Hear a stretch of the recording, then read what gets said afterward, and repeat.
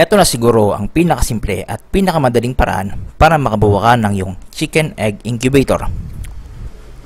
Sa pamamagitan ng paggamit ng thermostat na ito, na sa akin paniniwala ang siyang pinakasigat dahil ito ang pinakasimple at pinakamadaling gamitin sa lahat ng digital thermostat, ang XH-W3001.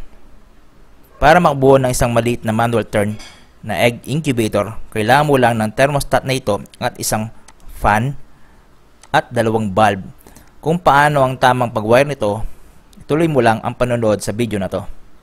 I-connect ang dalawang wire sa bandang kaliwa sa isang plug para maisaksak ito sa 220 volts.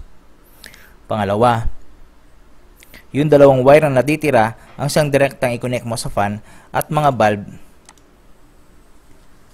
in parallel connection. Sa ganitong connection, ang fan ay aandar at mamamatay kasabay ng mga bulb. Ito ay recommended kung maliit lang na box ang iyong gagawin na incubator. Ayan, tapos na ang wiring ng incubator mo. Kung gusto mo naman matutunan ng actual wiring at kung paano i-program ang thermostat na ito, panoorin mo lang ang video link na makikita mo sa video na ito. Click mo lang dyan sa upper right corner or makikita mo din ito sa video description. Salamat sa panonood. Kung ikaw ay may natutunan sa video na ito, huwag kalimutan mag-like and share ang video na to and subscribe sa aking channel. Maraming salamat po.